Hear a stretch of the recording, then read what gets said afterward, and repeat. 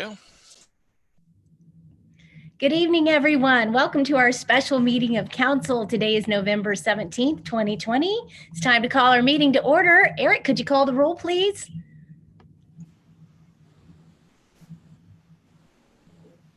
Councilmember Chance? Here. Councilmember Nelson? Here. Councilmember Bradburn? Here. Councilmember Stricula? Vice Mayor Guild?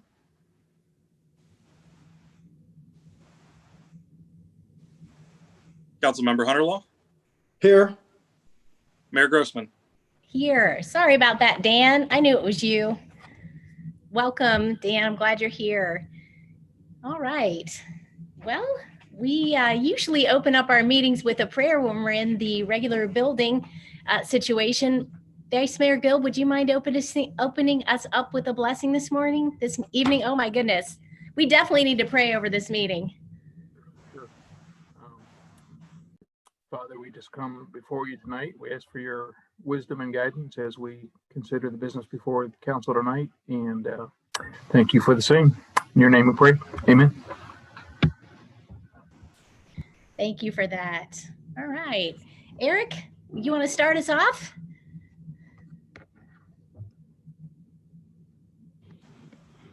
We called this meeting specifically to discuss the opportunities for downtown development. We did have a downtown committee meeting earlier today. Just a couple of updates from our last council meeting. Christmas in Mason, we continue to plan that. There's been a lot of discussion. I have received several calls as far as the status of that and other events. We are currently planning on holding those events. They may need to be scaled differently. Depending on further guidance from the health department. One thing, and I know there are folks that are eager to attend the event. There are other folks that do not feel as comfortable. One thing that we are exploring and may add is a fireworks display, a smaller fireworks display. If you remember, we did not hold the one on 4th of July, despite some council legislation authorizing that. This is an opportunity without council legislation to do a fireworks display in conjunction with the tree lighting. For folks that both in the downtown, we'll probably have it displayed from one of the parks so it's visible from downtown and allow folks that are comfortable attending to enjoy it, as well as those that may not be comfortable attending in person to enjoy that. And council should have received several comments as well regarding the community center, different amenities there, and whether they'll be available. We are confident that we can do things in a safe fashion. It may mean some modifications, and we'll be following, again, guidance that we receive. But at this point in time, we hope to hold all those events. We're dealing specifically with some of the specific constituencies, such as seniors, the athletic teams, to make sure how we conduct events makes as many people possible feel comfortable. I think that's all I have now, Mayor. Just a reminder, we have a finance committee. We'll be meeting. We'll be very busy getting the final touches for the budget. Our next regular meeting is December 14th. And December 14th. And I'm fairly confident we'll be able to have all of our business prepared for that meeting so that we can so we won't have to meet on Christmas Eve or the day after Christmas either. So that's our goal. That's all I have, Mayor. Thank you very much. So at this time, you're going to want to work on we have a technical issue we have to navigate. We have a presentation planned for you today. We have a guest coming to our meeting, Mr. Jim Cohen.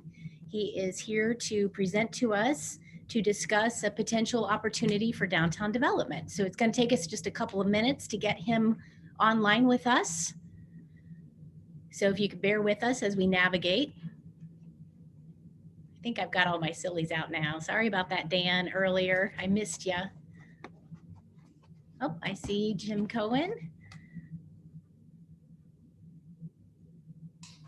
Mr. Cohen should have abilities to share his screen now.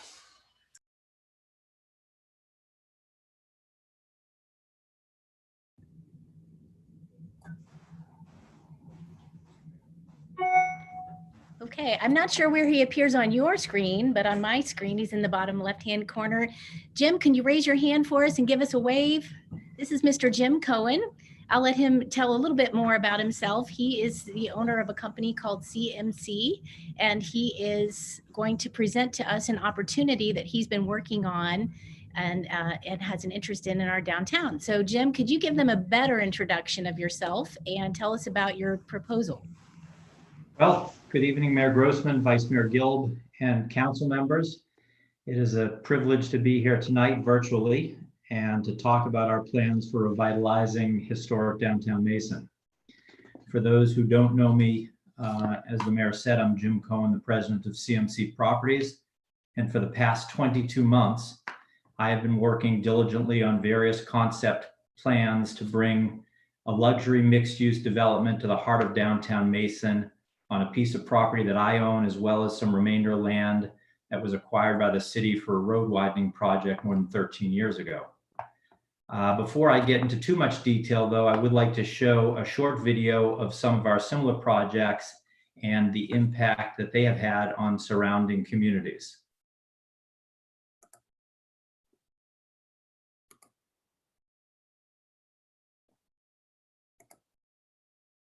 Lebanon needed to promote new development within walking distance or within our downtown. We've got a lot of historic buildings, but you have folks that are looking for maybe a newer home, a newer residential living opportunity within walking distance of our downtown. And we didn't have a lot to offer.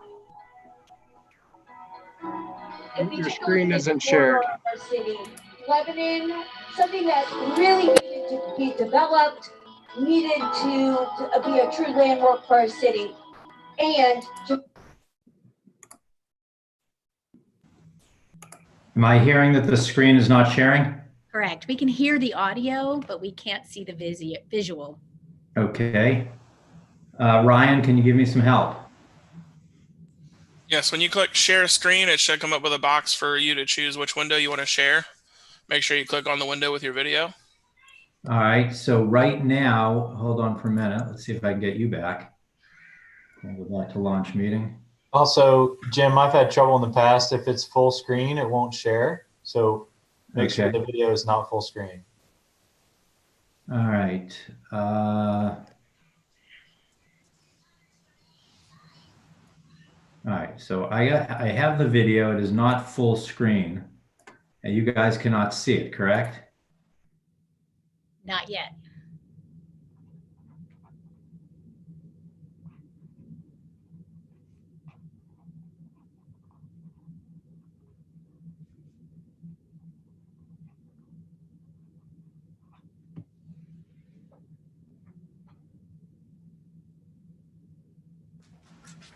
I guess, can I ask my question now?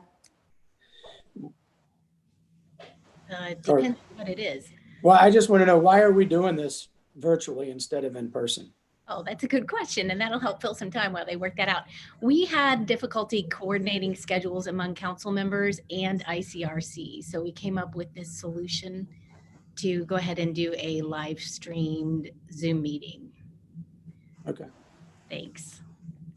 And I asked about your question because I thought, oh, we're going to be able to talk about a bunch of different things, but we have to stick to what's on the announced agenda or the meeting announcement. So if we want to add something, we'll have to have somebody make a motion and a second and a vote. But if somebody has something they want to add later, that's fine as an agenda item for discussion. Ryan, when I click on screen share, it says select a window or an application you want to share. Yes, select the one with the video. With the video.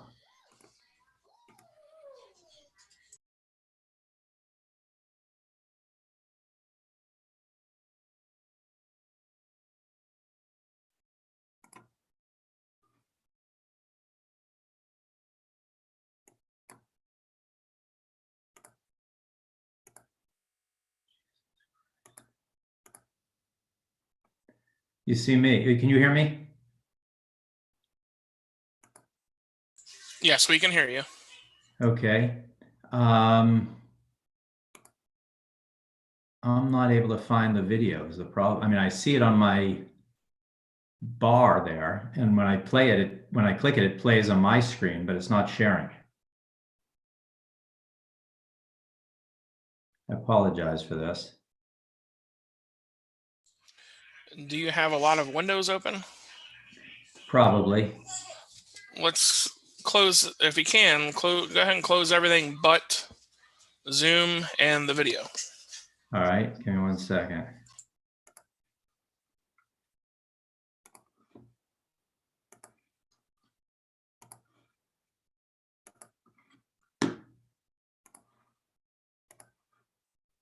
Oh, there's the video.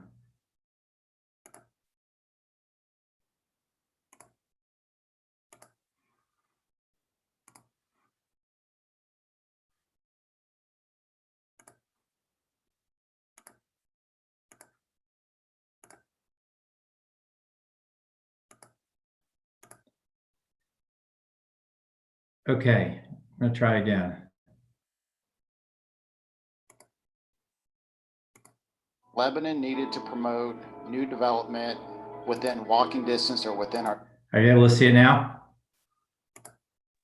Are you able to see it? No.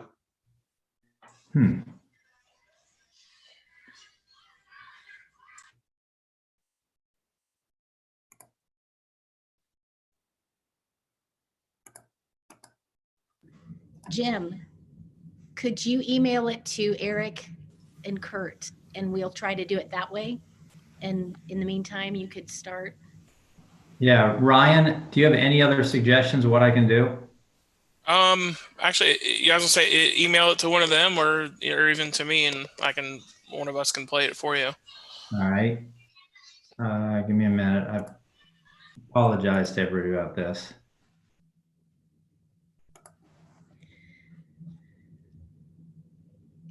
It's okay. Things happen. We don't get to have a rehearsal. There was no dress rehearsal for this, and I would be the last person to judge someone on technology issues. I don't know about everybody else here, but it's one of those moments where you wish you had a millennial right next to you. Mm-hmm. Yeah, I'm sorry, it's hard for me to be able to help you without being there to see what's going on. Okay, Ryan, what's your email?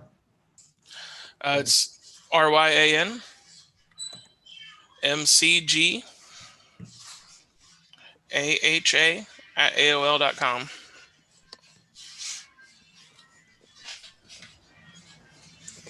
So RyanMCGAHA@AOL.com. All right. I am sending it to you and Kurt. And it's probably a big file, but I guess you'll get it because I got it in an email.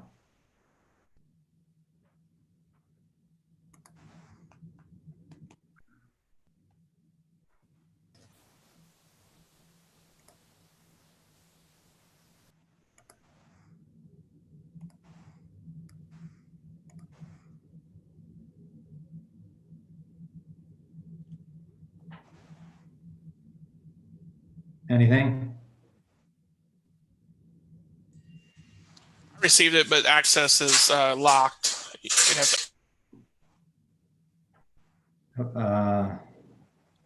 have to add me on the Google Drive for access.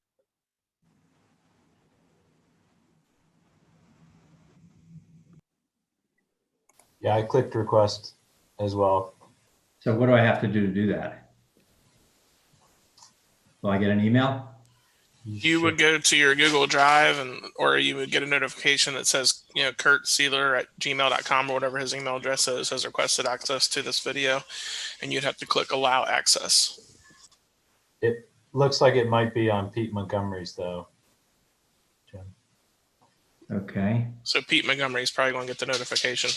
Yeah. Right.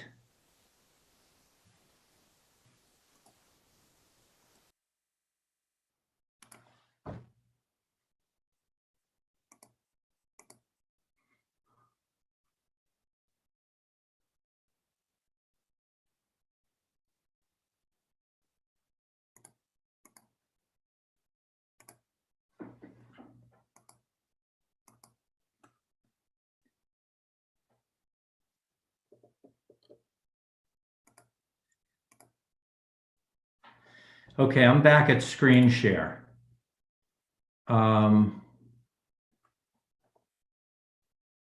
It doesn't even look like my screen.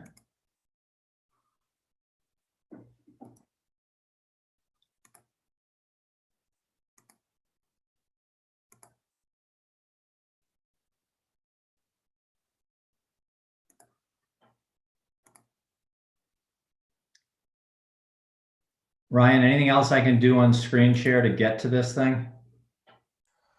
Okay, so when you click on the bottom, you click share screen.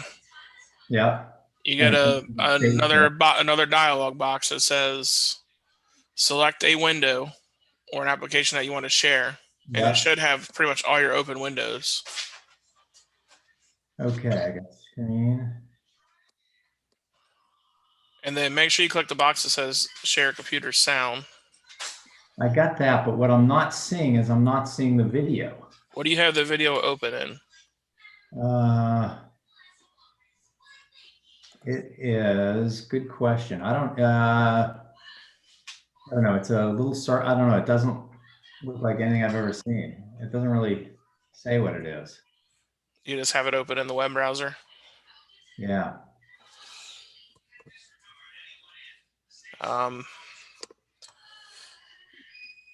Best thing I can probably tell you is to exit out of the video within the web browser and then see if you can right click it and download it.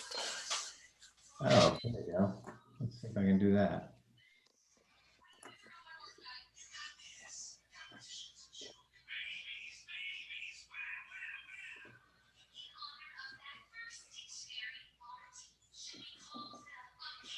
Okay, that's a good idea.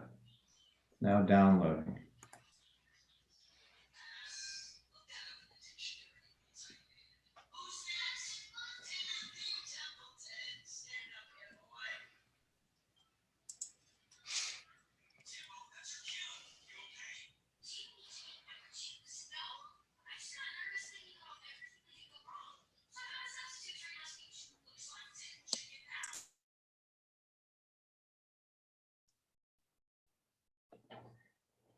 It's downloading. It just takes a minute.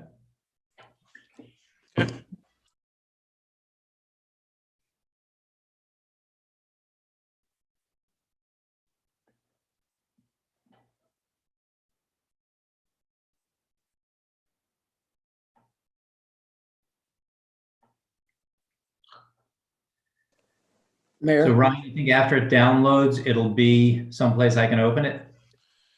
Yeah, you're going to go to your downloads folder and you're going to hopefully just double click it and your computer will open up in your default video player program. And then that should be available to select when you select share screen.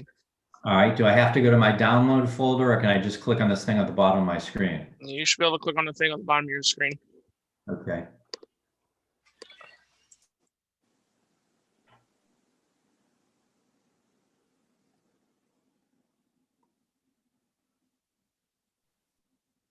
Mayor? Eric, you mentioned we had a downtown committee meeting today. And did we look at this video in that meeting? Was that presented? Mr. Cohen, did you come to the downtown committee meeting? No. So no one's seen this yet?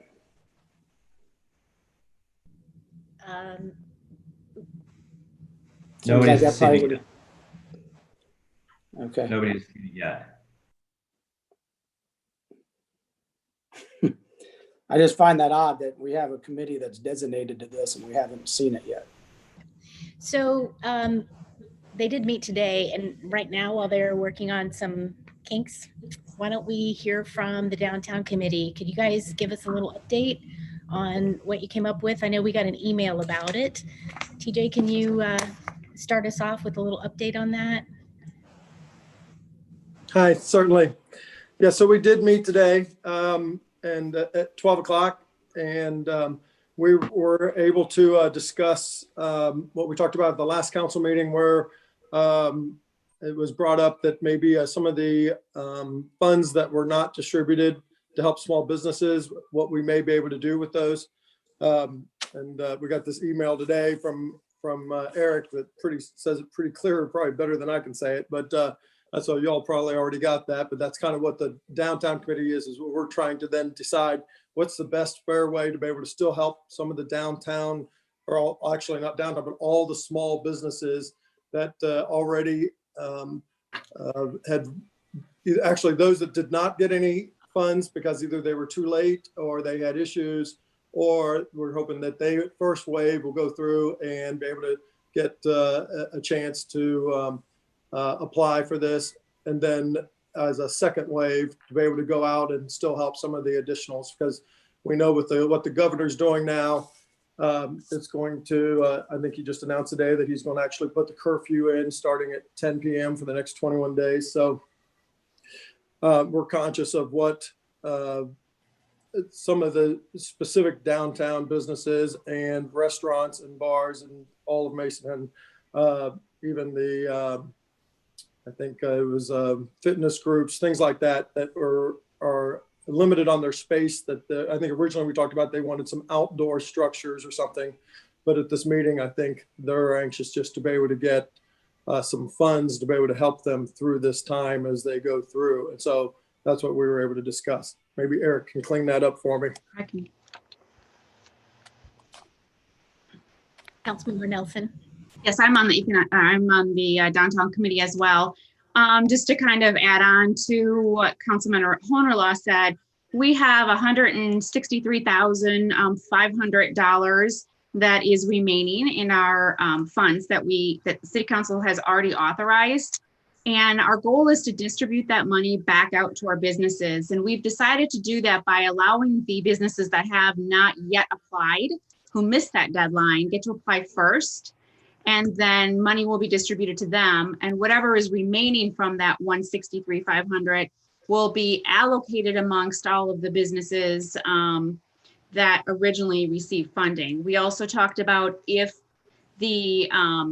DeWine put special limitations on some of the businesses, the restaurants, the bars, the breweries in Mason, that we will be giving them the money because they're the ones that are impacted the most right now. If their business is shut down again, we really risk losing those very crucial businesses in our city.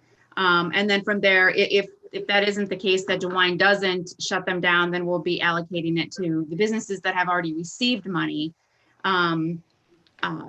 based on what they already received. So that's really good news for our businesses that expect to see some money in the future from Mason. Maybe if I could just add, can you hear me? Probably important to acknowledge that while council authorized these funds, it's a partnership with the city's Community Improvement Corporation that will, again, be our partner in the program. That is the partner that council originally authorized. So all the guidance that committee members provided will be directed and funneled through them.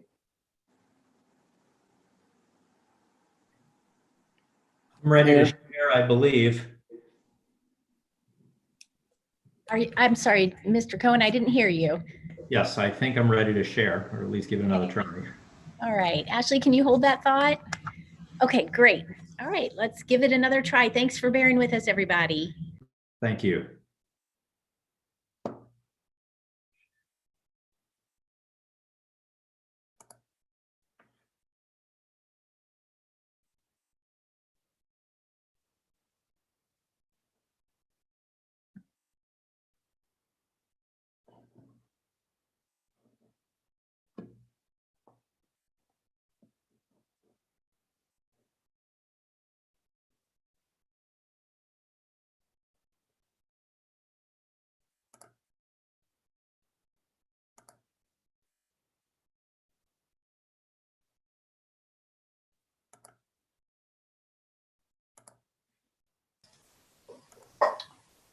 Lebanon needed to promote new development within walking distance or within our downtown. We've got a lot of historic buildings, but go ahead and pause it, James, and then click share screen and see if it's there. Residential living opportunity within walking distance of our downtown, and we didn't have a lot to offer. Nothing. If you take a look at this corridor of our city, Lebanon, something that really needed to be developed. Hey, Ryan, can you allow Kurt Seiler to share screen? Yeah, 1 second. Kurt, make co-host. Economics, you had all of that to make it come true. Kurt, if you got it, you can play it. Yeah, I was able to download it. Let me see. I can get it here.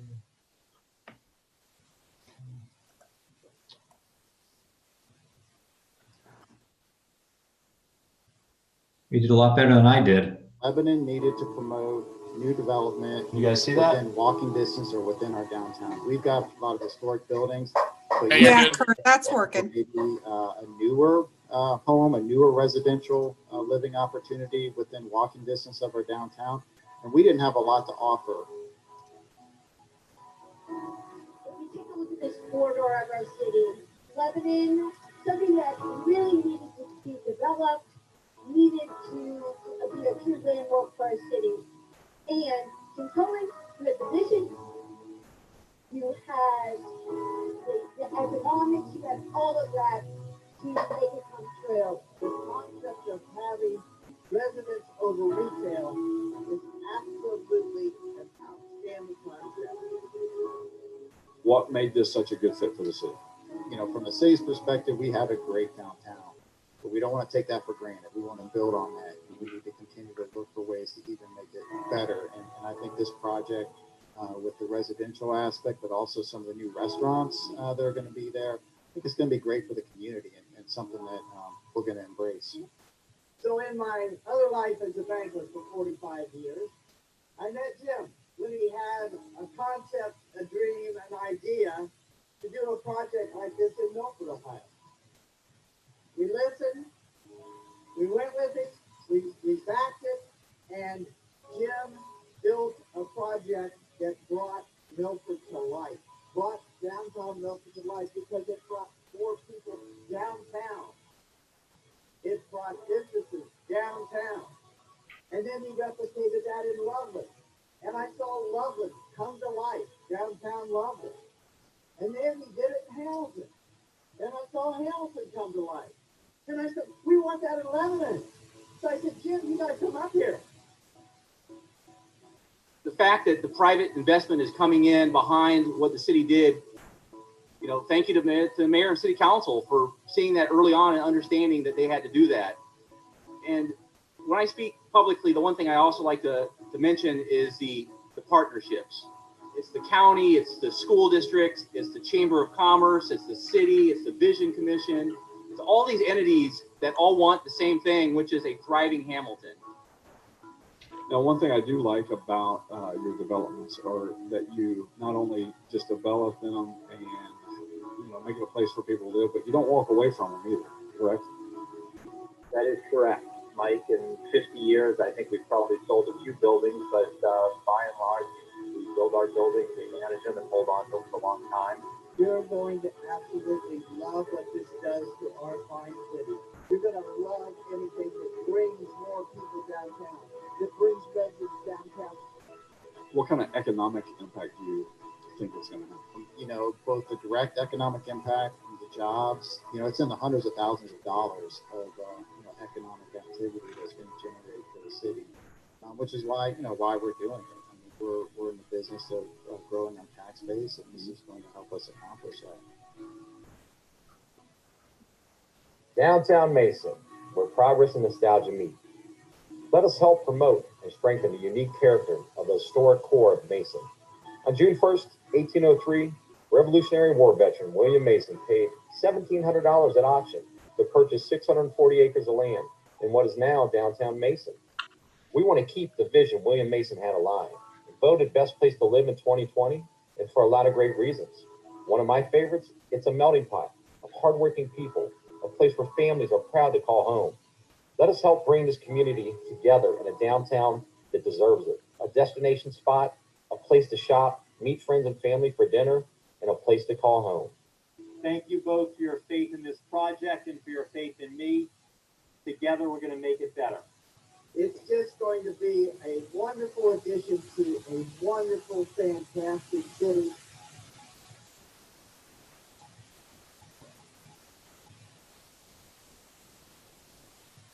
Lebanon needed to promote new development within walking distance. Thank you, Kurt. Sure. And I apologize for the technical difficulties, and I appreciate you showing that. My hope is to bring to downtown Mason and the downtown business community what I have done in these other cities in our area. My property on Church Street is located equally between East and West Main Street. When completed, we expect hundreds of new residents to live in downtown Mason who will frequent the shops and businesses on both sides of Main Street. We commit to build a fantastic residential over retail building with entirely private funds. We could literally design and build this building within 2 years, having it open right after your aquatic center and well before the Center for Performing Arts. What we are proposing is that the city devote their excess land, and in exchange, we will reserve a portion of our parking for public use. Additionally, we would like to partner with the city to design streetscape and park improvements consistent with the best pedestrian-friendly downtowns around. Besides these public improvements, we're going to build walking trails, bike paths, picnic areas, an active water feature. And we feel that the following reasons state why this downtown revitalization is so important at this time. To provide our city with the kind of first-class downtown experience that we are seeing in communities all over the region. An opportunity to create amenities, shops, and restaurants that will bring more people downtown. The opportunity to significantly increase the tax base by returning untaxed parcels to the tax rolls after the abatement period burns off. Downtown Mason would become a destination for out-of-town guests, families, and friends, and become a source of pride that everyone deserves. This project would lead to more commercial development and urban living opportunities that would naturally support our existing downtown businesses. Hundreds of thousands of dollars of economic activity will be generated for the city.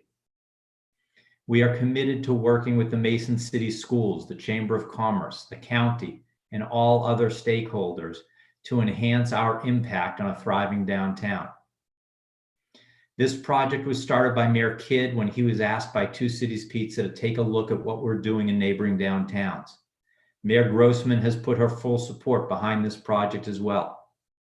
Tonight, this may be the best opportunity we have to move our downtown in a new direction, one that has too long been talked about.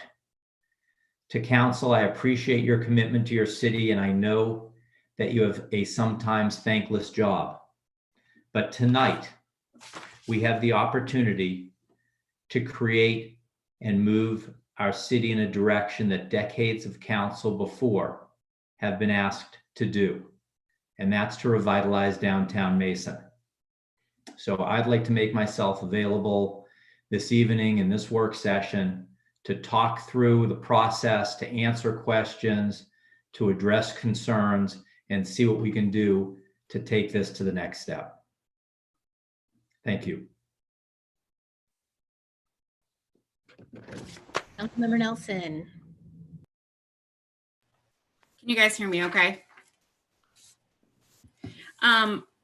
Okay, so what you're proposing, I know you've invited us, we've had an open meeting about a year ago, would you say? And we walked through Hamilton.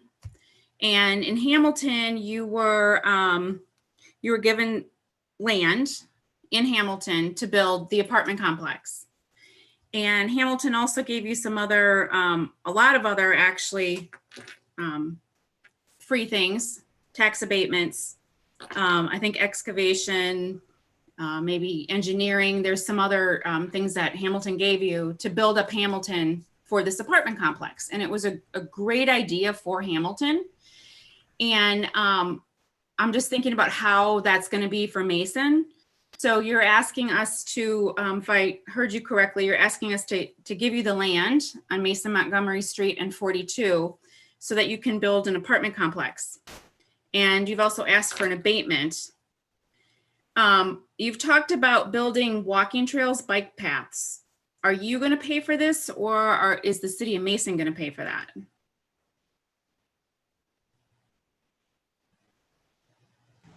Jim? Yes. Diana, your questions about the walking trails and bike paths? Right, who's going to pay for that? You said you're going to develop those or build those. Who's going to pay for those? Well, there are existing bike paths. I just suggest that they be connected to downtown and to our development in some regards. Okay. There are bike paths that exist that right. are within walking distance, and you know, the idea is to create a pedestrian-friendly downtown.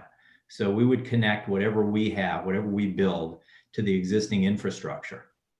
Okay. And that's already being developed and done by Mason. We already have a plan to do all that. So that's already in the works. I guess I do have a lot of concerns. I mean, I think your building was a great idea for Hamilton. You know, it brought a lot to Hamilton. I think Mason is very different from Hamilton. There is no doubt that I absolutely believe that Mason's downtown does need to be developed. And I think that we need to, you know, hire a developer to go in and actually look at the whole downtown to see how we can redo this, restructure it, and make it vibrant. I'm not sure, you know, giving land to a developer to build an apartment complex and giving him a tax abatement is something that's good for Mason or something Mason should do. That's prime area. There's no need for Mason to have to give an abatement out. I guess I also have concerns too, because there's a developer right next to that land who, when I was on council, came to us on council and said, I want to build a multi-living unit apartment complex or whatever. And it's going to totally revitalize your downtown. It's going to grow. It's going to be amazing. You need to do it. And I personally am not for downtown or for apartment complexes at all. I don't think it adds to the value of our homes, the property value of our homes. And, you know, I haven't seen anything happen since that's been built. They're beautiful. They're beautiful, I think, townhomes. But it hasn't done anything to our downtown. So I'm not convinced that putting an apartment on that corner is A, what the Mason residents want to do with their taxpayer dollars, and B, I don't think it's going to really develop the downtown. We need to bring in shops. We need to make Mason a destination for people to come there. Shops, restaurants, bars, something to vitalize that downtown. So that's my take on it. Diana, this is a mixed-use development we're talking about. So we are going to bring shops and restaurants and bars. In addition to that, we're going to bring hundreds of people who are going to be downtown, live downtown, and frequent those buildings. What you saw in the video, and I apologize it wasn't better quality and didn't stream that well, but what's covered in that video is that we've taken Milford from a sleepy downtown to one that's completely revitalized by bringing hundreds of people to that downtown that are active and involved. Same thing happened in Loveland. Same thing happened in Hamilton. And Lebanon is well on the way. The city of Lebanon has already seen several new projects announced after we announced our project and broke ground. So we've got a nice track record showing that this actually does impact downtown living. And we're not asking the city for a contribution other than the land and the tax abatement. And the land and the tax abatement, this is land that was acquired as a result of a road widening project. This is the leftover land that's not creating any value for the city today. So we're proposing to put it to work where it will be on the tax rolls when the abatement period expires. The type of incentives that we're talking about are very, very typical downtown revitalization efforts that have been used in cities and communities all around greater Cincinnati. And they've been used because they're effective. They do create the type of development, ancillary development above and beyond what we're proposing that will help downtown and that will bring new shops and businesses and people to downtown. Jim, real quick, how many square feet of retail roughly would be included in that mixed use development? And for those who don't know exactly what mixed use development is, common knowledge of that is you've got residential up top or offices and retail on the bottom. Do I have that right? If it's all one structure, maybe you can help us with that, Jim? That's correct. What we're proposing is we're proposing residential on top of retail, and it could be 15,000 square feet. We haven't designed the building at this point, so we don't know the exact square footage, but that's typical of what we do. How many retail spaces are in your Loveland project and your Hamilton project? Loveland, there's about 5 or 6 in each. In each, okay. We would expect something similar here. It depends the size of each business. But we're also pledging to bring new businesses, something that that downtown Mason hasn't seen. We're not looking to bring in businesses that are going to compete with the downtown, but something that's going to augment downtown and help advance it. Do you bring in corporate stores to those retail fronts, or what type of? You know, ideally, Mayor, what we're looking for are unique businesses that aren't in the community. And we also look to the community for what they would like us to bring. So we'll talk to city, we'll talk to the downtown association, the chambers, and work together to try to target the correct businesses. Somebody that's going to complement but not compete with what's already there. I saw a couple of hands. Ashley, Councilmember Chance, sorry, I'm seeing your names. I'm trying to remember your title. No worries. Thanks, Jim. Thanks for that. For the video. It took a little while to get there, but informative. You know, there was a consistent theme. Well, first of all, I still would like to know, like, we had a downtown committee meeting today. I have no idea, Jim, why you would not have been there to discuss this, and maybe we can answer that later. But there was a consistent theme there with Senator Wilson, Mayor Brewer, and Joshua Smith with the city manager of Hamilton. And that consistent theme was that there was a big collaboration, right? There's a lot of people that have gotten together and that have discussed this. And I haven't seen that. And I view that, and even though you say that land is just leftover land from a street widening, it's still public property. It's still taxpayer dollars that bought that land, that owns that land. So we have, you know, downtown, we're looking at, I don't know, a couple hundred businesses. Somebody can probably fill me in there. We have a ton of residents. We have obviously our properties down there. And, you know, I would like to see, especially, you know I was on the downtown committee for, I don't know, 4 years. And, you know, through that, we've had some very collaborative discussions with the chamber. I know they've done some like public engagement studies and looking at all that. And what that presents is a very comprehensive view. And Jim, you know, to be completely transparent, I like those type of projects that you're proposing. But that's also one section of our downtown that we need to address on more of a comprehensive view. And to me, I just feel as if, you know, we need to get the public engaged. And coming tonight, and it just through dialogue and through discussion, it sounds like we're asking for something, or something is going to be voted on when we haven't really engaged. You know, like I said, Joshua Smith said, the county, the city, the schools, the Chamber of Commerce. Have we done that at all? And so that's where I just feel like this is just the epitome of cart before the horse of, Jim, I like your projects. I've always been on board. I still, you know, I've been hitting this nail early and often, and I'll hit it now. The timing of these discussions is horrible. I mean, absolutely. I don't think it's, you know, Councilmember Hunterlaw brought it up. We're sitting here dealing with, you know, the Gestapo of our governor sitting there saying, hey, now we have a curfew, right? And these businesses, you know, are worried about a curfew and worried about things that we can deal with. And I think it's prudent of this council, it's prudent of our city, it's prudent of our leadership to start really honing in on that stuff. And I think it's extremely arrogant to start having these discussions that we're having right now. That's my view on it. And Jim, you know that I had a conversation with you on April 1st, and I made that very clear then. And I still believe that to be true right now. And like I said, I just don't feel like we are working with that collaboration Like I said, everyone that had that microphone in your video spoke to that point, and it's been us, right? Here's big government making all decisions. I want to get the public involved. Ashley, every one of these projects started with a development agreement. Before we went public, before we talked to stakeholders, it always starts with a development agreement. That gets the ball rolling. In order for me to go public and design the kind of plans that people want, I need to have a development agreement to give me the green light to do that. The city of Mason had a comprehensive plan that was very detailed, spoke to stakeholders throughout the city.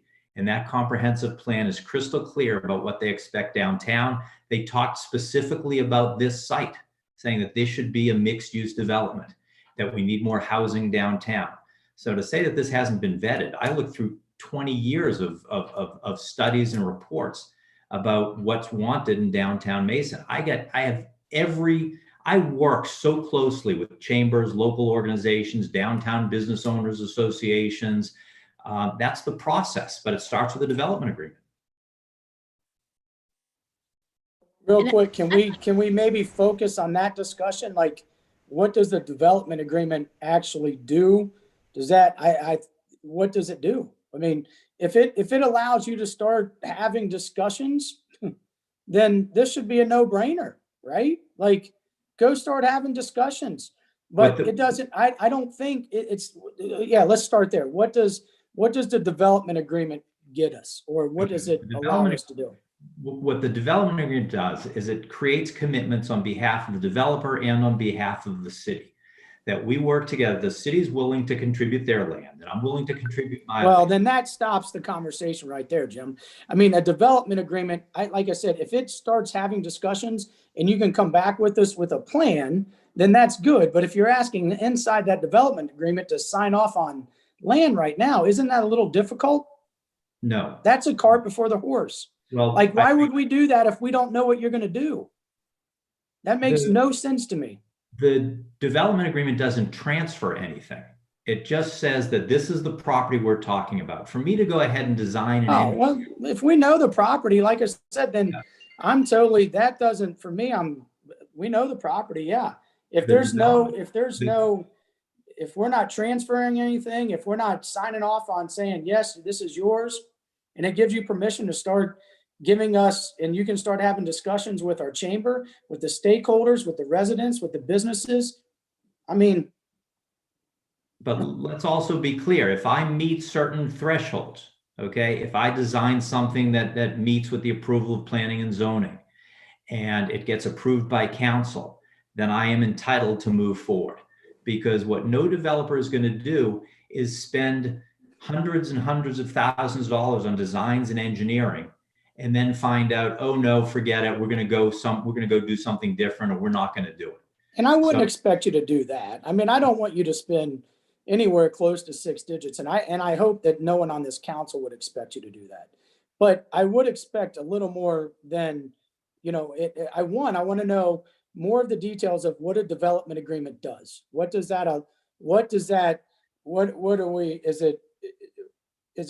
I need to understand the details of it before I say, yes, go for it.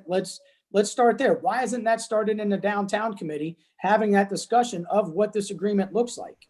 And then usually, I mean, we've had this discussion, and Mayor, you're always a big proponent of starting in committee and then coming to council. And again, I feel like we haven't gone through that process whatsoever. I'd like to address that.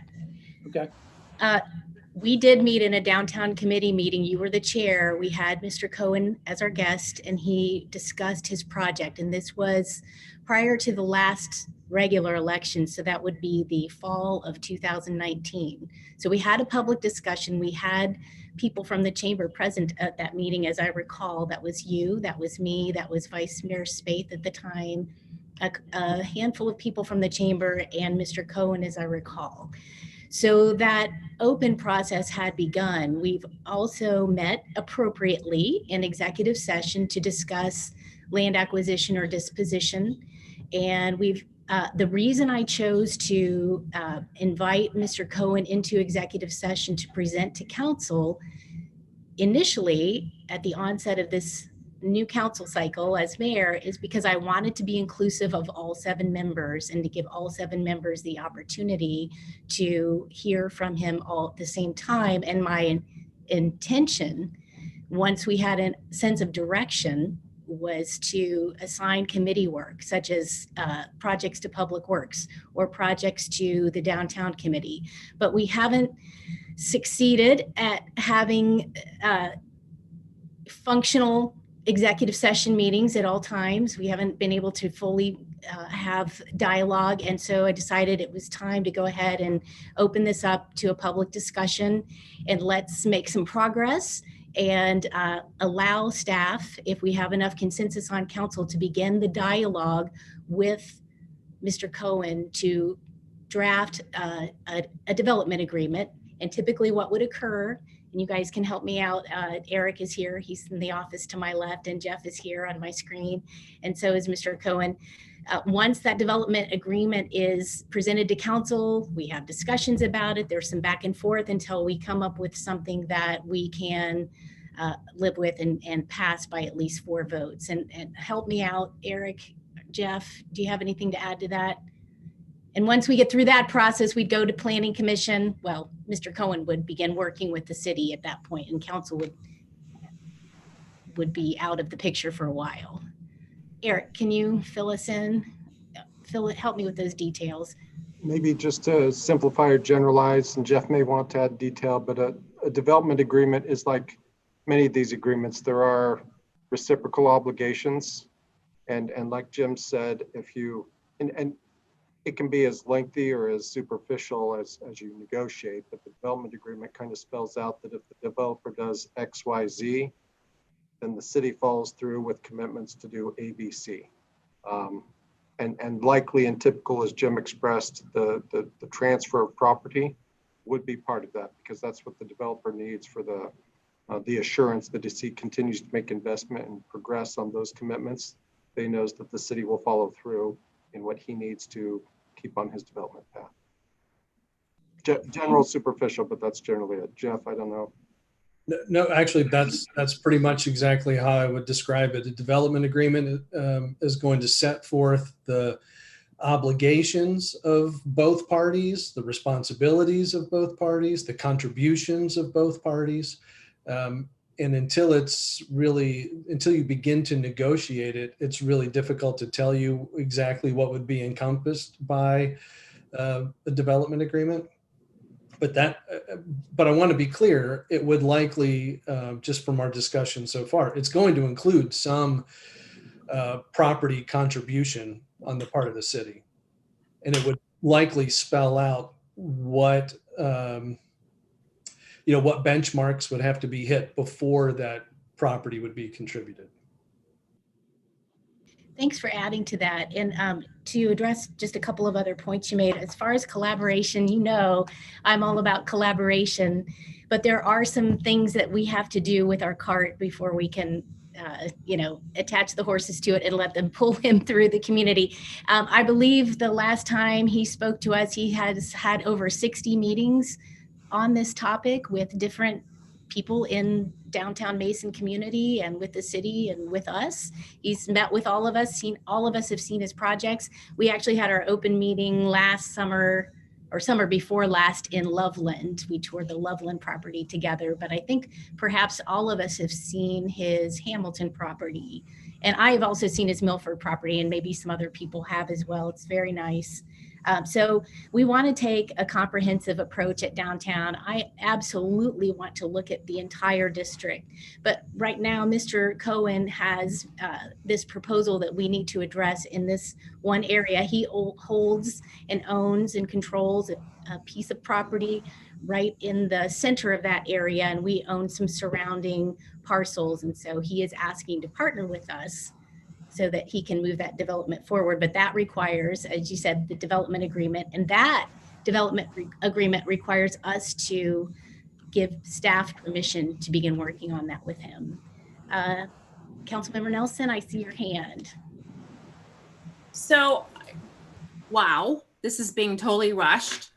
And I feel like it's being kind of sugar-coated a little bit. Basically, what it boils down to is we're going to give a private developer taxpayer land for free, and we're not going to open this up to the public. The public needs to weigh in on this. And if we're going to give land away, which I don't think that we should do ever, really, but if we're going to give land away, we need to open it up to other developers to come in. I know John Henry Homes would love to build something there.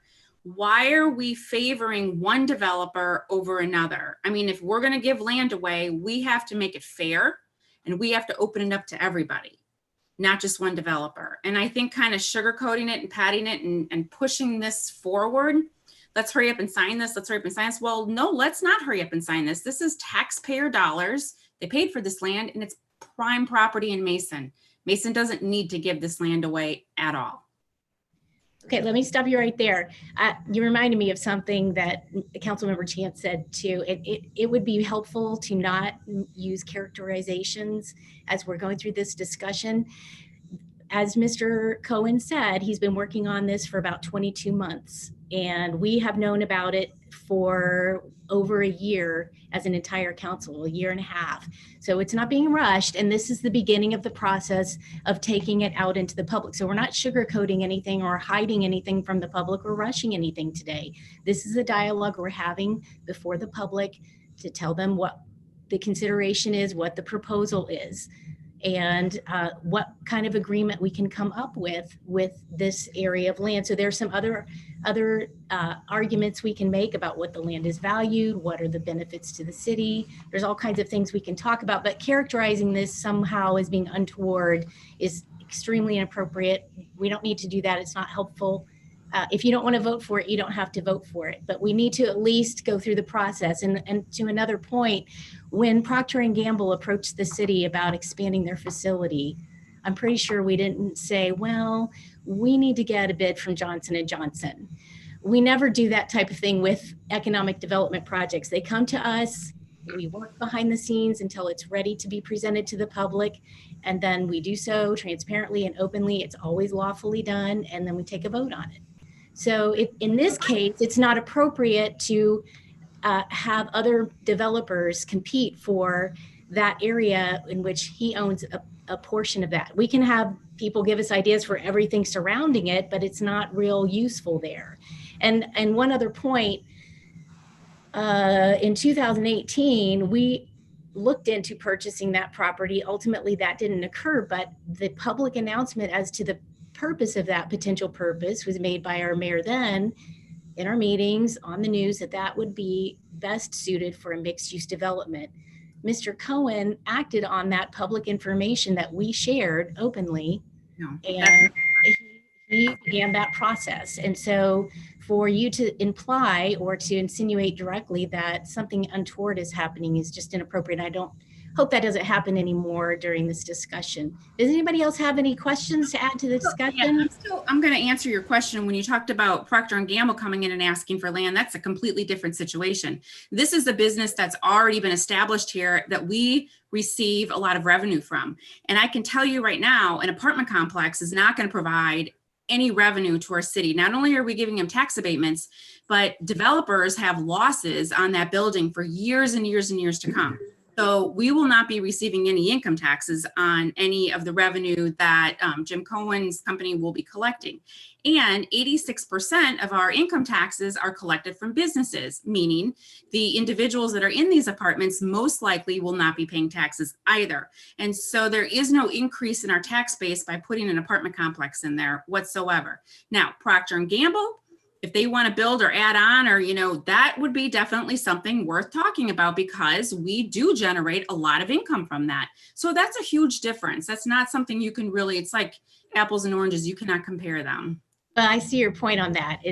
But that's what I was going to say too. But they own, I don't know that they asked us for land. They had their own land, but I'm saying that when someone comes forward with us with a proposal and they're the property owner, we don't say, well, we need to get competing ideas for your property and what you're holding. So I think we need to give him the courtesy of the platform to go through the process and at least get us to a vote. And then if it passes, it passes. If it doesn't, it doesn't. But I think we need to be fair with him and not use our positions to block when we haven't given given council and Mr. Cohen the ability to go through the full process. Well, I'm not using my position to block it. I'm trying to educate everyone here. I mean, I don't want to be rushing through on a vote on this to give taxpayers. We're not having a vote tonight, and we're not rushing. And we hear Sounds like we are going for a vote tonight. So telling me we're not having a vote tonight. We're asking for the go-ahead to give staff the ability to work with Mr. Cohen. That's not a vote on an ordinance. Mr. Hunterlaw, you had your hand up. Thank you, Mayor. No, so as a lifelong resident that's always lived very close to downtown, I'm excited that we're talking about downtown and that we have a developer that's interested in doing something downtown. I personally, along with a lot of you guys, was able to go to see what happened in Loveland, downtown Loveland, and downtown Milford, and downtown Hamilton, and even Lebanon is now on board doing it. There's a reason why all these cities are taking advantage of being able to bring in residents to their downtowns, because when you bring in people that live downtown, now they're all walking distance to downtown. That helps all those businesses downtown. I can only imagine that the East Main right there businesses would be ecstatic to have 100 customers, pardon me, you know, within walking distance, you know, to right there to help their businesses. I think they would all be ecstatic. So I got a couple notes here I read. You know, I think that for the longest time, before I was even on council, I was going to downtown committee meetings just as a resident, probably for at least 2 years. And then I went to them even when I got on council. So I've seen a lot of downtown committee meetings and heard a lot of different ideas. There is nothing being rushed here. It seems like with the involvement with the chamber and all the work they've been doing, we've reached out to there's not a person that doesn't probably know that there's a project right now because of the last year when Mr. Cohen made it public that's going on. We've had so many executive sessions on this. I'm wondering how some of y'all are going to look me in the eye and act like you're surprised or feel like it's being rushed, because we've talked so much. Well, I'm not going to talk about what we talked about, but it's like, it just seems ironic. So I want a vibrant downtown, a thriving downtown that's going to, I think, rising tide lifts all ships. I think all these businesses can benefit down there. I think at the last election, it was the #1 issue that every candidate said that they were in favor of trying to do something downtown. I think 3 years ago when I ran, we all talked about it. I think it's an important step. I think it's the first domino, that will get set up that we can start bringing stuff in downtown. I heard Senator Wilson say residents over retail. You know what I mean? I think that's a great plan. Let me see what else I wrote down here. I'm not quite sure why we wouldn't. We're just talking about he owns the key piece of land there. So all we're going to do is talk about whether or not we can allow the city and him to start talking. To me, the devil's going to be in the details of whatever they work out. They come to us, we decide yes or no on something, but I don't think there's anybody here that can say I'm all for something until we see all the details of what they work out. But I definitely want them to start talking. I'm not sure why we would wait, because I think we even had I'm not sure what meeting or session it was, but we talked in the past. We've had this brought to us numerous times, to be able to just say, can we start the negotiations between the city? That was at least 3 months ago, and we all know that. So I'm not quite sure why we're dragging that out. My take is that, like I said, #1 is that the East Main and all these downtown benefits would benefit by having residents walking distance. I mean, to me, that's a no-brainer. Why not West Main? Okay. Well, West Main too, but for sure, okay. I'm thinking the apartments right there, all of downtown would. But I mean, there you go. That's better. That parking lot even attaches right across there. But for sure, all of downtown. Thank you. But the convenience of those residents to be able to just walk downtown, I think, man, if that's not the key, I think if you look even at Liberty Township, the town center over there, They bring in residents, they bring in retail, they bring in residents, they make a downtown. They know the numbers. We don't have to reinvent the wheel here. You know, you have developers that go in and say, we need a percentage of residents living here, a percentage of all these different businesses to make this work. And then have you researched the numbers at Liberty Center? Can I finish? Have you researched those numbers on Liberty Center? Can I finish? So what I believe is that when we, my point is that there is a formula that works. And so when we see that we're able to bring more residents into downtown, every business downtown can get excited that's already there. I don't know. Maybe a question I had here was, Mr. Cohen, I'm trying to think if you showed me something once, how many, after you brought your development in, there's a success of other businesses unrelated to you that come forward and start growing in the downtown. Do you know, have an average for your other cities? How many businesses, like a year later, how many new pop-up businesses start following your developments? TJ, there've been dozens of businesses that have come to these towns after our developments have been announced and started. If you know, it was difficult to hear the video, and I apologize for that.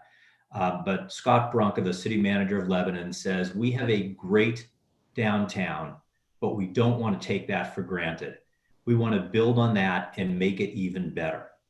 And Joshua Smith, the city manager of Hamilton, talked about how private investment came behind what the city did.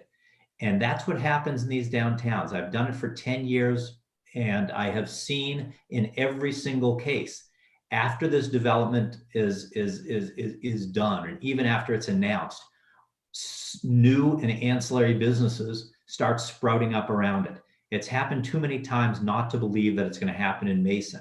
And downtown Mason is so ripe for it. This has been conversation that's been going on for decades in downtown Mason. And your master plan is very, very clear where and what to build, where and what to bring. My personal opinion is that a contribution of some land is a relatively small investment on the part of the city compared to the benefit that the city is going to get. You know, these discussions can continue on and on and on, but at the end of the day, every city that we've referred to has done the exact same types of incentives. I've given you guys a worksheet showing the incentives I received in every one of these, and it's not just me. Look at downtown Cincinnati, look at Covington, look at other downtowns that have done this. They're all using the same investments, the same tools. And the business. Real quick. So why do you? So at least one of those, I don't know if it was Milford or Loveland, there was at least, it seemed like 20 new businesses like a year later. I mean, there was mom and pop type shops coming up all over, but it was at least a dozen. But it's like every one of them, TJ. Right. So why would there be new business coming into the downtown after your development? Because when the businesses follow people, they follow population. If there are people living downtown, then the businesses will come to support it. And the existing downtown, the existing businesses in downtowns got to thrive also? That's correct. That's correct. If you look at Graders, you know, Graders was never in Claremont County until we built this project. Now Graders is sitting in the heart of Loveland, and that Graders restaurant alone spawns other businesses that want to be there. And these downtowns are all thriving today. Right. Okay. And it's a lot of things, but mostly it's the city government that says, hey, we're going to invest in our downtown. Right. You know, and everybody on council is committed to wanting to do that. So everybody's come out saying, we want to invest downtown. We want to see something happen downtown. I agree. And I really do believe that this is the fastest way for it to happen. Well, like I said, the devil will be in the details on how we work this out. But I'm 100% for telling the city to start negotiating something with you so we can see something to see if we got something to go forward or not with. Thank you, Mayor.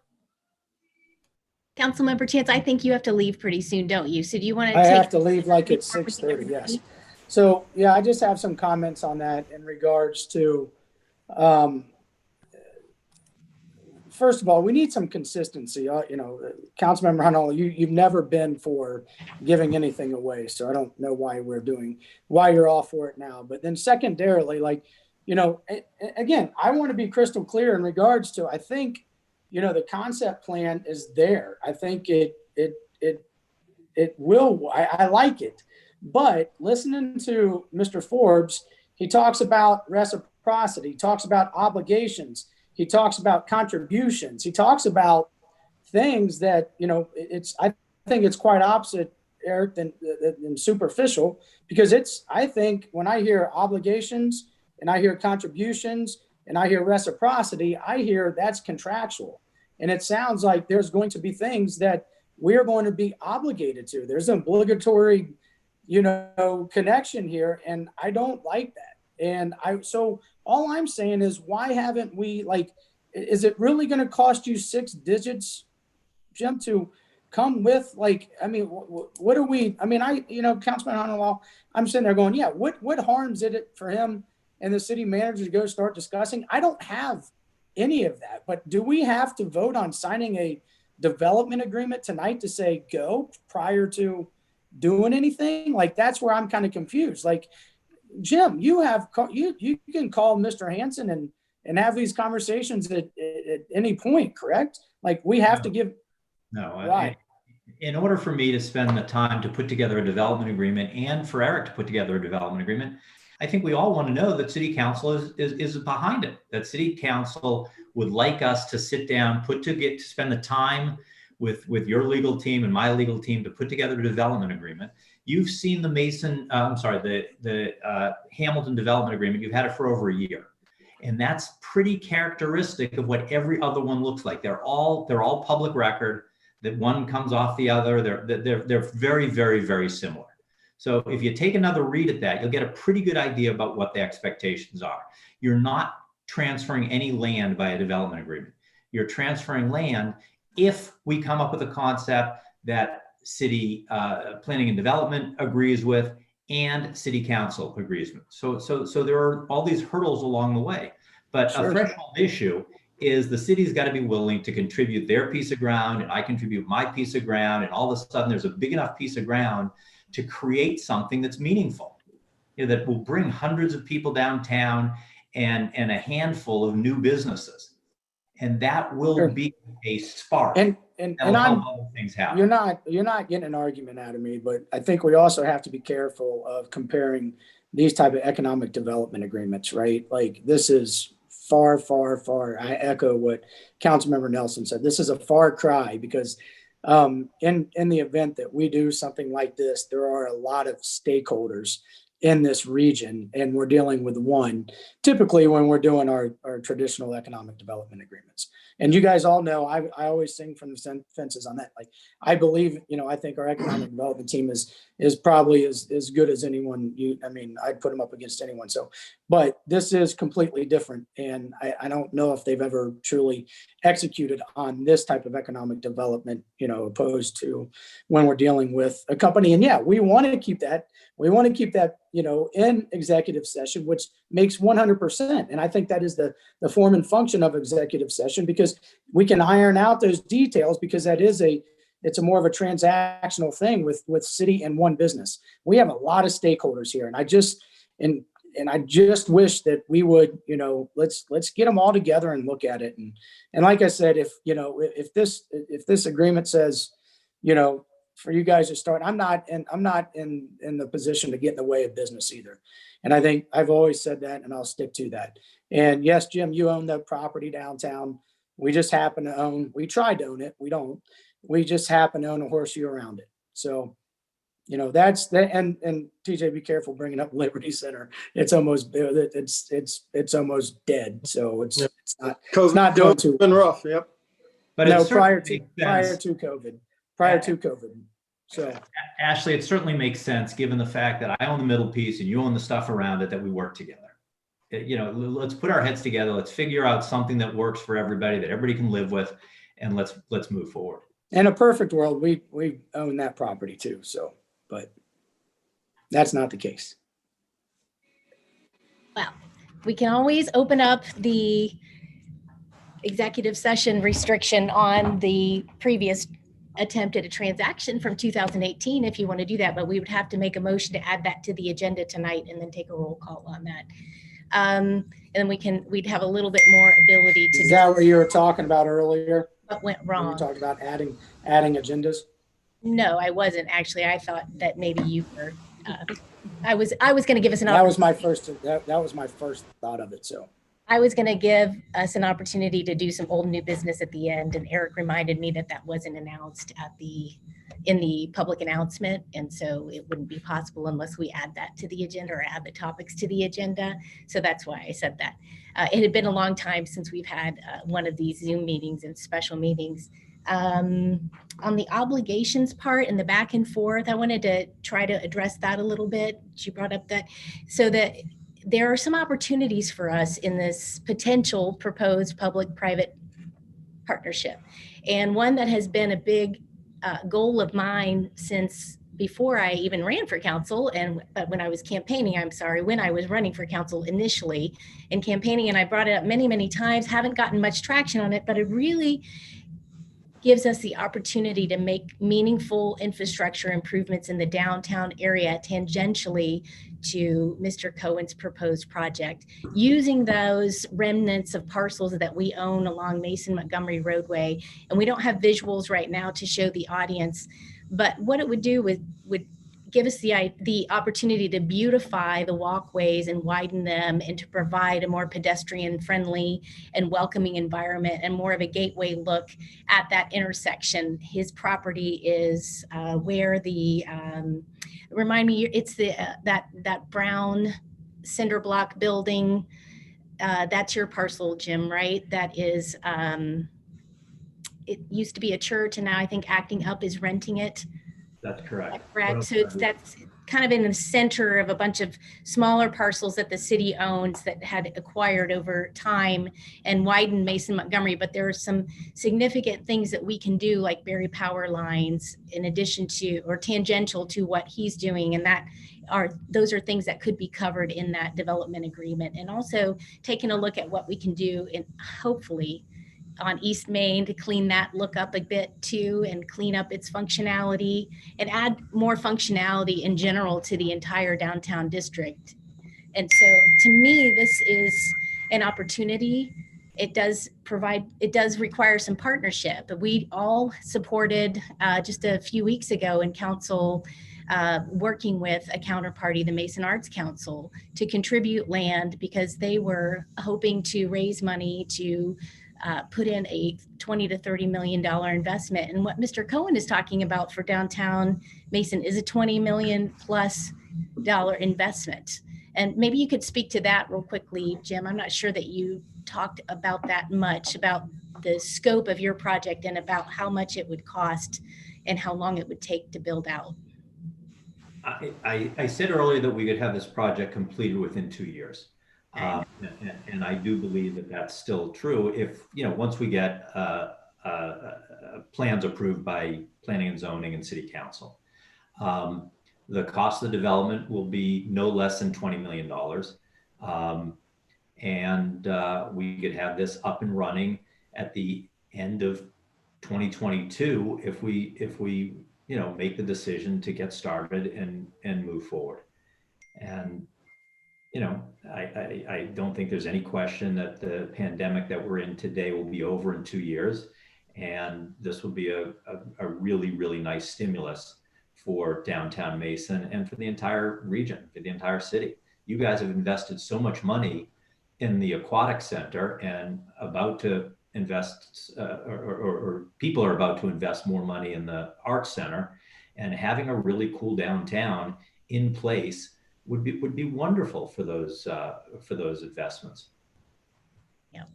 And the Art Center, certainly, if that comes to fruition, would be a great amenity for Mason residents and all that come to visit us because of that facility, just like the Aquatic Center is. And having a development, a mixed-use development downtown would also provide the retail amenities. It's not going to be a big moneymaker for the city. We know that. It's not generating property tax revenue or earnings tax revenue now, and hasn't for decades, but eventually it will start to generate some, not a fortune. An arts facility will be owned by a nonprofit. It will generate no tax dollars ever. So that's simply providing an amenity and hopefully a buoy to local businesses in the region. Is there anybody who hasn't had a chance to speak that would like to speak? We haven't heard from Tony or Mike. And then I'll get back to you, Councilmember Nelson. Vice Mayor, would you like to speak?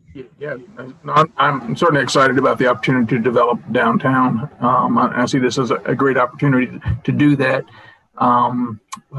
We've heard some conflicting discussion tonight about the development agreement. Certainly want to give a green light to staff to start negotiating that agreement. Certainly the details of what that looks like, I think come back to council and we have the final say in terms of what that agreement is going to look like once it's approved or negotiated. But I certainly think we should take the step of entering those negotiations and seeing what can be put together with Mr. Cohen in terms of how we can develop that area, and then bring it back and discuss it as a council and as a city and see where it goes from there. But I certainly think it's a great opportunity for the city of Mason. Thank you. Councilmember Bradburn? Yeah, just briefly, I think, a number of years ago, the residents of Mason voted to remove the cap on apartments per acre. I think part of that was in future consideration of development. This is a mixed use plan. I think the devil is in the detail, and I have no problem in the administration to begin, I'll call it the dance. This does not commit council to anything at this point in time, but it does begin the open dialogue and discussion, which I think is fair. And I do see that the ability of additional foot traffic for all of downtown Mason, I think will be good if it is approved. I did visit Mr. Cohen's facility in Hamilton and Milford. I guess I was most surprised about the small little shops in Milford. I don't know how many of you have visited downtown Milford. It's been decades since I had been down there, but it seemed to be thriving with a bunch of little independent businesses, and I think that's kind of something we want. We're not looking for a national cookie cutter to come in our downtown. We enjoy our own individual restaurants, which we go to on a day in or day out basis, as it may be. So I have no problem in the beginning of this discussion. I think our staff is very competent. They will raise red flags if there are red flags that need to be raised.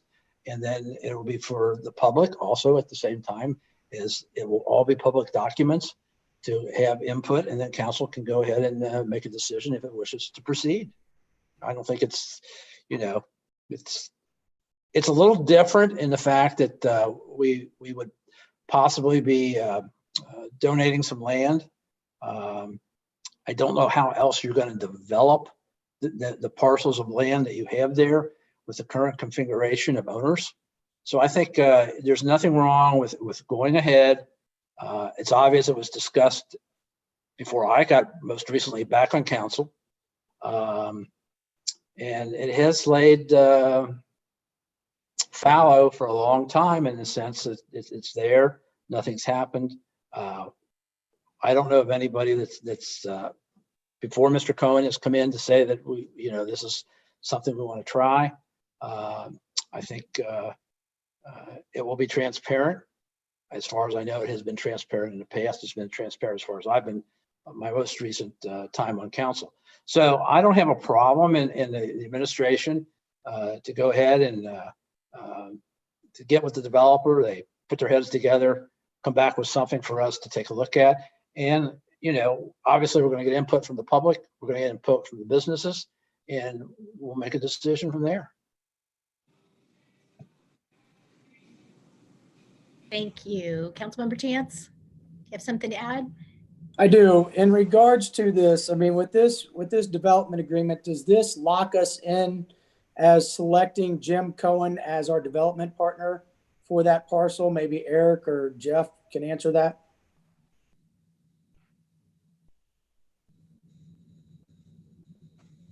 If a development agreement, if a typical development agreement is negotiated and adopted by council, then yes, I think it's fair to say you are now yoked with Jim Cohen as long as he keeps his obligations. Okay. Yep. Yes. And also in regards to Tony, in regards to issue 4, I think what everybody in that passed, I think it was 78-22 or whatever it was. It was a big win, and I think it was a great win for our downtown. But I think that win was for conversation. I think the people that voted for issue 4, which the chamber did a lot of heavy lifting of passing out and the marketing and making sure our constituents and the citizens and the residents of Mason knew what issue 4 was about, right? And so I think they wanted a voice, and that's what that 78% vote was about. And I just feel as if we need to give them a voice right now. So, you know, with this, like I said, if we're not voting on some economic development or development agreement with Jim and Eric tonight, then let's see what you come up with, Jim, and let's take a look at it, right? Fair to me. Okay, so this is how we give the public a voice. We have open meetings. They have a voice, and you know, we've had open meetings on this before, and we are certainly willing to get any input at subsequent meetings or any input from the chamber. I know they worked on a survey. We haven't seen that yet. We have a steering committee working with a firm on the zoning density. We know that barrier was lifted in that charter amendment that was passed in 2019. So yes, there's been community engagement, and there will continue to be community engagement. And Mr. Cohen himself has been very engaged in the community as well. And Okay. so we will be making sure that this is a transparent process as it has been. I see council. This is the first we've discussed it publicly, I think. Well, that's how we do it. That's how we get started. And this is how that's It was a year ago. a group of 7 can address the public in an open meeting. This is Well, how that I think you bring that up. You know, we don't have the group of 7 tonight. You know, Councilmember Stricula is not here. So. Well, I don't know why he's not here, but we did our best to get everybody here. And Well, because it's an off week on an off night. It's an off week on a Tuesday night. There's, you know, some people are busy, some people have plans, some people have to do things. So it was his decision not to come. We don't judge him, but we've got to keep moving and we can get our work done. And sure. I get the feeling that you're not happy with this, but we've got to keep. I'm not saying I'm not happy with it, but at the same time, I think it's just, like I said, here's my nail I will hit and I'll consistently hit. I heard Joshua Smith, I heard Mayor Brewer, and I heard Senator Wilson all say about collaboration, getting together, having discussions. And I think that's what we need to do. And before we jump into bed and Eric, Mr. Hansen just said, if we sign this development agreement, it says that we are obligated to Mr. Cohen. Jim, I think there's Councilmember Hunterlaw. Let's start having, I was having once a month downtown committee meetings. Jim, why weren't you there this morning to discuss this with our downtown? Mr. Chan, that is because the topic was different. That meeting was called to discuss that meeting. Remember our last meeting? We needed a committee to take the job of working on the remainder of the small business relief. Mr. Cohen has been to a downtown committee meeting, and I'm sure he'd be happy to attend any others. And when you talk about collaboration with the county and all that. Once the development agreement is in place, that collaborative process starts. They work with the Warren County Port Authority, with the Lebanon project, of course, with the chamber, and hopefully that will be the case with us, working with local government. All of that takes place in due time. It will be an open process. And I'd like to remind you and the public that Mr. Cohen owns that piece of property in the middle. He's not asking us to give all of it away to him. He owns a substantial piece of that acreage. What is the breakdown there? I don't recall. What's the breakdown from his parcel to ours? He owns a small piece. 25% you, 75% us? That's correct. As I far don't as, know if that's land substantial. area, as far as land area, as far as the tax value or appraised value, it's almost equal. That's Well, because you have a parcel, you have a building on it. Because I have a building on it. So they're appraised almost the same, but land area is different. Okay. Well, And the investment, I would like to talk way larger on the private sector part, because we're talking about 20 million plus of private funds. And this is the first opportunity that we've had somebody that not only is willing to buy the land down there, but to actually endeavor to take a bite if they can get that public-private partnership. Councilmember we Nelson. had that land bought. We did have the land bought. So I have a number of things to say. First, thank you for reminding me that you gave us this sheet here that says all your demands. So you're demanding of Mason, for Mason to give you the land, to also design and provide regional detention basin, to allow for a $10,000 free utility connection fees and permit fees, a 15-year abatement, sales tax exemption certificate, streetscape and traffic along Mason Montgomery. I don't know what East Church Street means. You want Plaza Park improvements, and then you want the city to tie the bike trail into your facility. This is a lot of money. And I bet if we were to put the land up for sale and to see what kind of developers would want to buy it, it would probably be amazing who wants to buy it and what they would put there. I think we need to take a step back. If we sign this tonight, we've basically given taxpayer dollars to a private developer to put an apartment complex on there. I think we need to take a step back, open that. If we want to give that land away, then we need to allow other developers, other businesses to come in and say, hey, if you give it to me, I'll do this. To not do that would be such a breach of what our responsibility is to our taxpayers.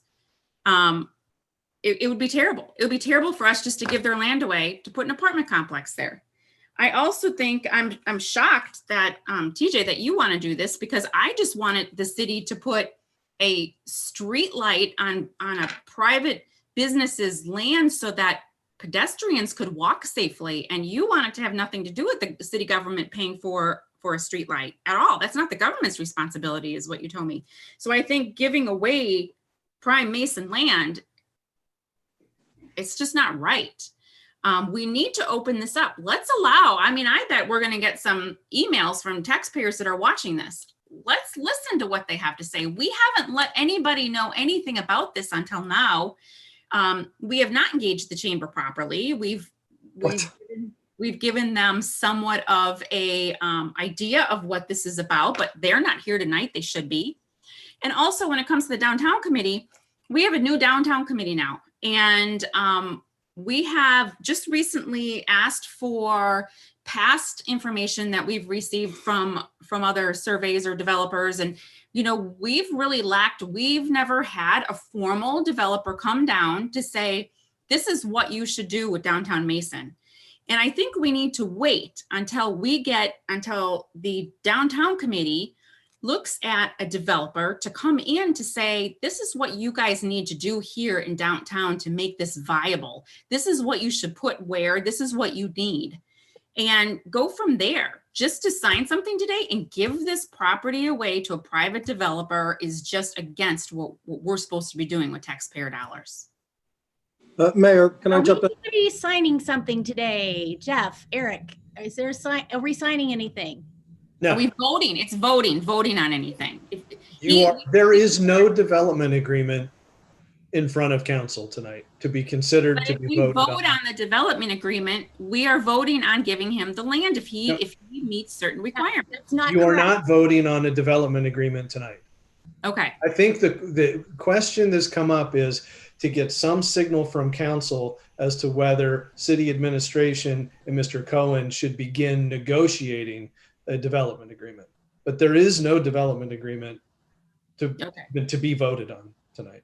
But I think in the meantime too, I'd like to make an agreement that, hey, if we're, go ahead and talk with the city. I have no problems with communication and talking, but I think we also need to put out there publicly somewhere that to other developers, if you want this land, come and give us your proposal. Because like I said, I know John Henry Homes would love to build something. So why would we give one developer preference over the other without even talking to the other developer? And I'm sure that's the only one that I know of. But I'm sure if we say, hey, this land is open and available for whoever, we might get some great restaurants. We might get, a strip mall with a bunch of shops in it where we're not having to have the eyesore of this apartment that's going to, in 10 years not look shiny and pretty. And it's going to, possibly attract, a lower income individuals, or it might, start to eat away at our property values. I think that these are things that we're responsible for to think about as council members. Mayor. Okay, just to be clear, we're not signing anything.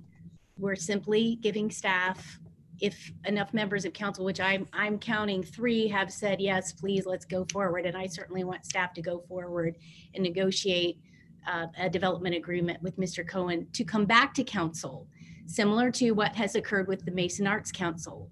None of us said, well, we're going to have to open up this proposal from the Mason Arts Council to all other arts groups for a period of time for open bidding and proposals before we consider giving any type of partnership with the Mason Arts Council. And you know that.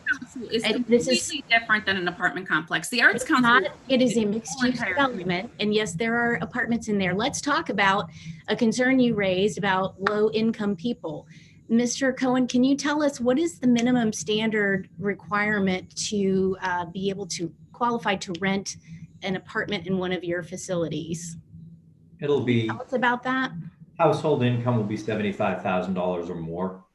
I also want to address this idea that Councilmember Nelson brought up about no formal developer has ever presented to the city what they thought should be done downtown. I'm not exactly sure what qualifies somebody as a formal developer, but I'm an experienced developer, and I have given the city some very clear details, engineered drawings as to how to address traffic, how to address parking, how to improve downtown in a way that is going to revolutionize downtown Mason and do it very quickly.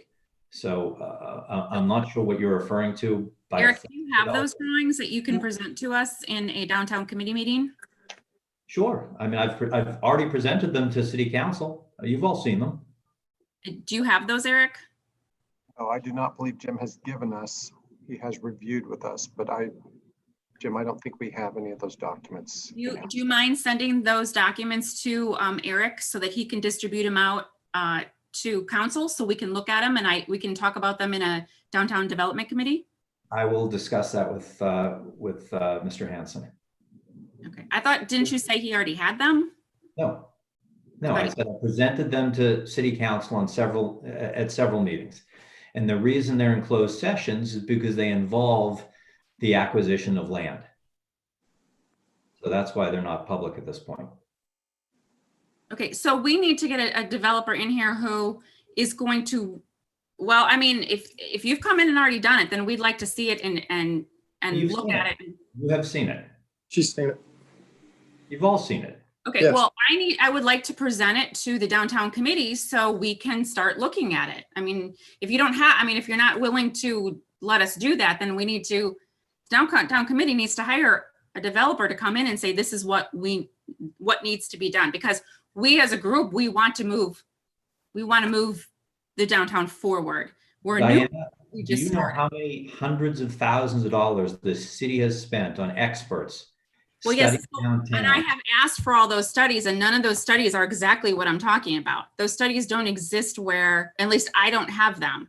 And we've asked for them. There's not been a formal developer who's come down to the city of Mason who has actually proposed what we should do to develop it. I have.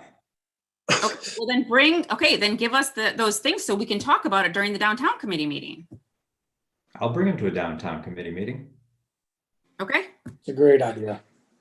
And just so you know, that was his personal or his professional and personal investment. The city did not spend money on that.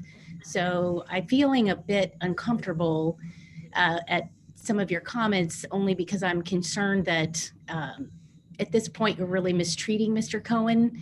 I'm not mistreating them. I'm saying you want other developers to show us something different, and he's talking about a project where he owns a great portion of that property, and so it's just making me uncomfortable. He owns 25% to 75%. Yes, he does. That's fine. What my point was is the downtown committee needs to hire someone to come in and look at the whole downtown and tell us what we need to do. Why can't you do that? I'm sorry? Why can't you do that? Why haven't you done that? The downtown committee. We're talking about it in downtown right now. We're talking about it in your meetings. Good, because you can do that. There's no reason why you can't do that. We're talking about one specific. Right. So what I'm saying is that the downtown committee right now is looking at what needs to be done.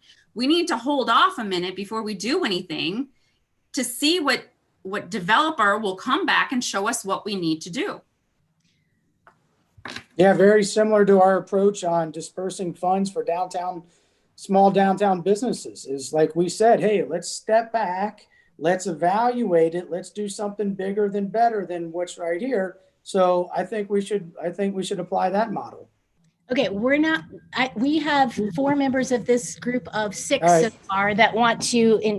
Well, let's take a vote. Mr. Cohen. I agree. Let's vote. So we're going to keep that process going, and we can debate details later. But I don't want to be putting obstacles up right now. You can move forward and get all the drawings that you want. It'll cost us a lot of money. They're very expensive, but you can do that, and it's not a terrible idea. I'm under the impression that some people have done that in the past with downtown, and certainly it's great to see renderings and different interpretations that artists have and engineers have of the whole district as a whole. I've always been a proponent of investing in downtown and downtown infrastructure. So if you come up with something that we can do, I'm all over it if it's something that is feasible.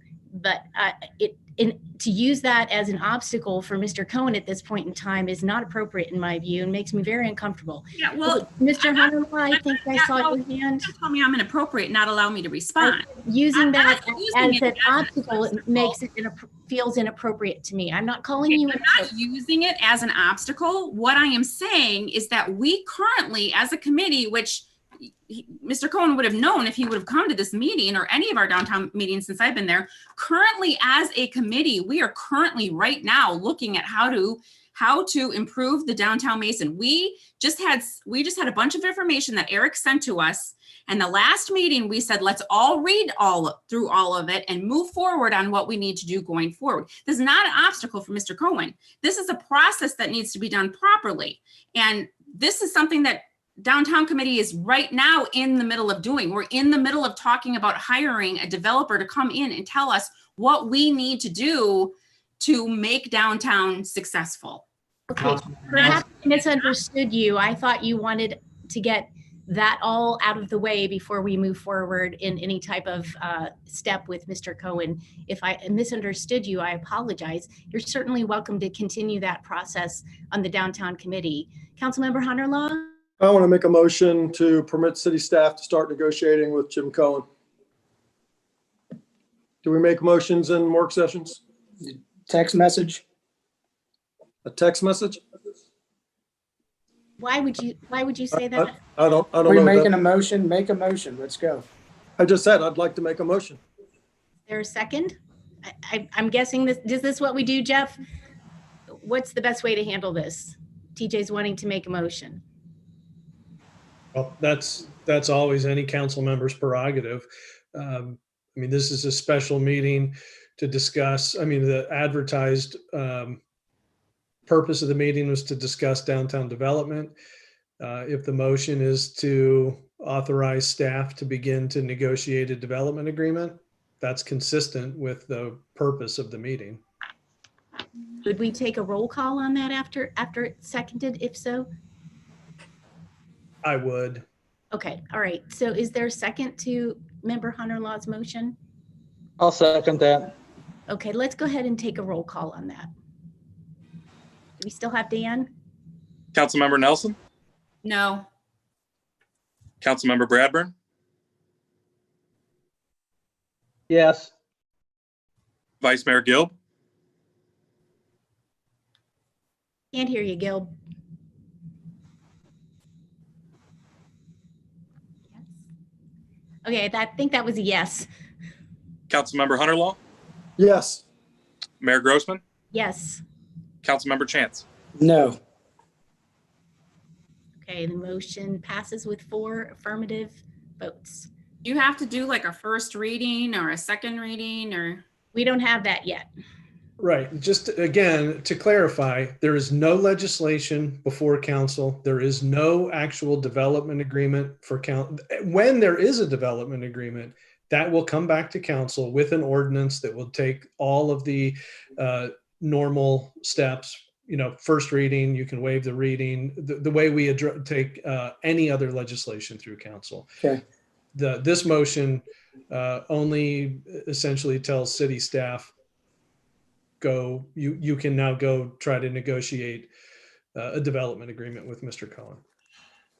Okay, hey, I apologize, gang, but I have to go. I was supposed to leave at 6:30, but I have to leave, so I don't know what's appropriate here or what I need to say, but I have to leave. I think that's perfect. Thank you very much. I'm glad you squeezed us in tonight. So, I mean, how can we go about, though, also allowing other developers to come in and talk with us and have discussions as well?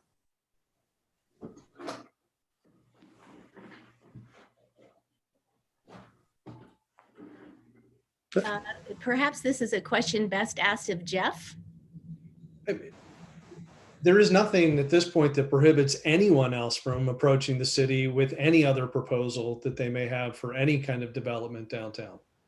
So we're basically taking open offers right now from developers or anybody who has an idea or who wants to invest in that land. I mean, we are essentially open to offers for proposals on any property at any time. That's how many economic development initiatives. I just want to make it fair to everybody, and best use of our taxpayer dollars. Councilmember Hunter-Law? I was just going to say, so Councilmember Nelson, do you know of a developer that's interested in doing something downtown? Yes, I mean, I know John Henry Homes would do it. Where are they located at? What spot are they looking at? They would take that property and develop it as well.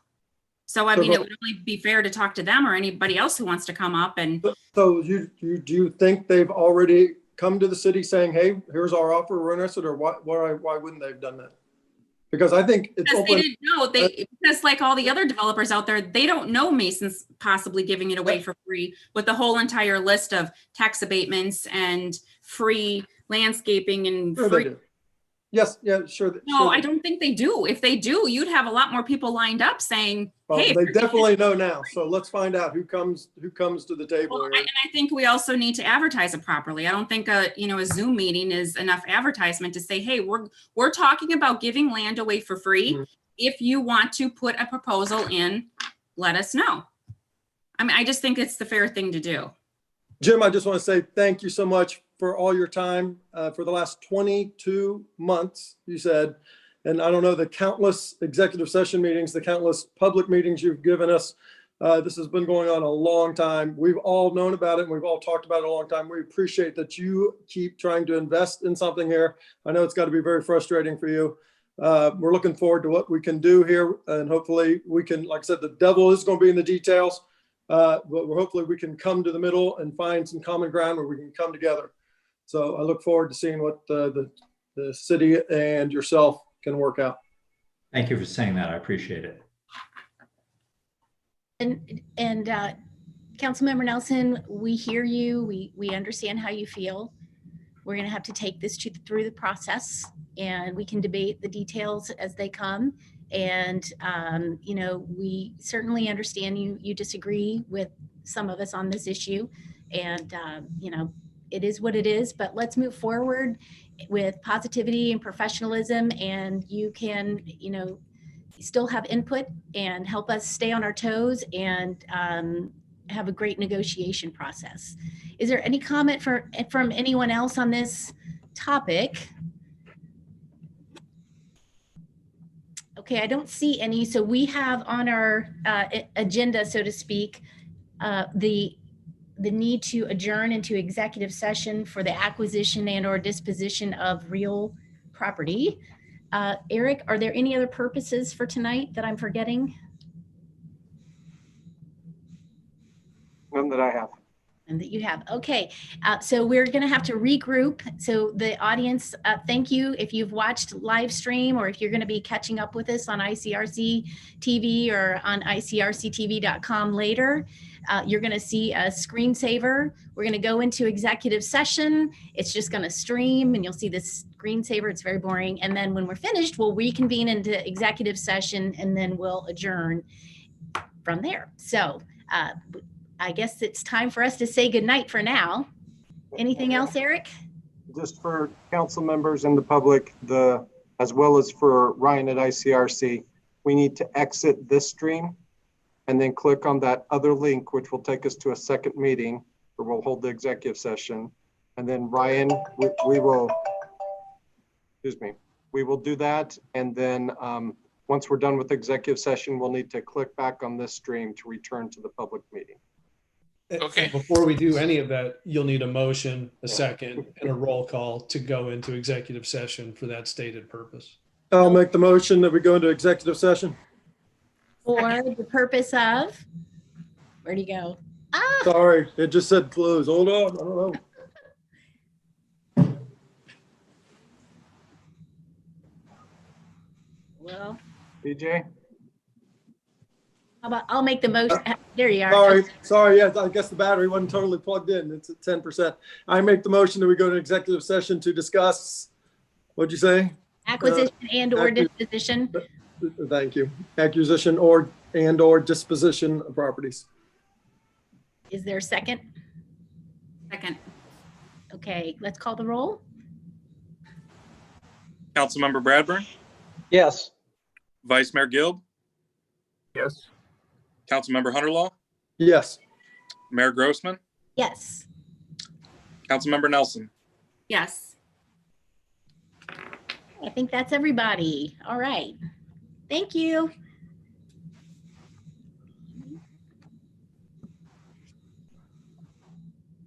Okay. Okay, so am I? No, I'm not. Okay. What did I do?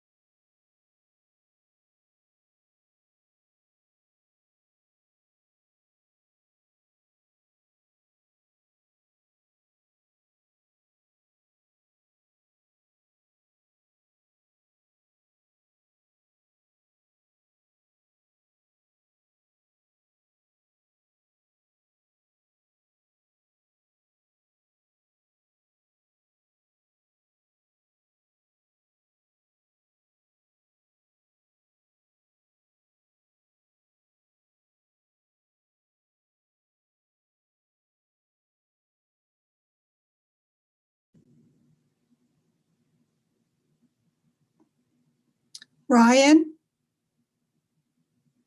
Hey, Ryan? Yes. Okay, they're coming back in. All right.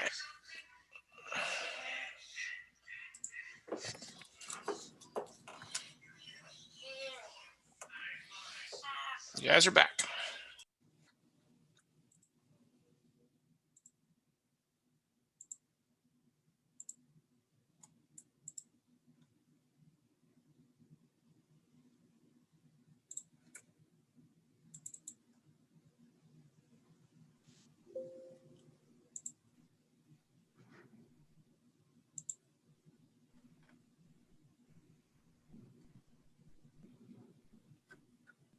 Right.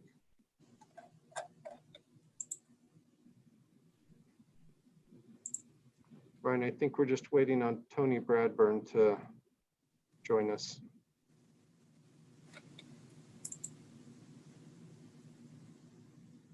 Okay.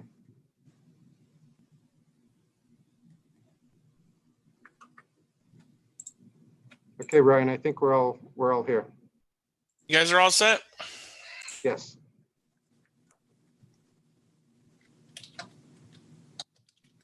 Okay, Mayor, I think it'd be appropriate for a motion to return to regular session. Council, I need a motion to reconvene back into regular session. I'll make that motion. Second. All in favor? Yes. Any opposed? Okay, it's now time for a motion to adjourn. I'll make that motion. I'll second it then. Okay, all in favor? Yes. Any opposed? All right, everyone. Thank you for joining us. Good night. Thank you.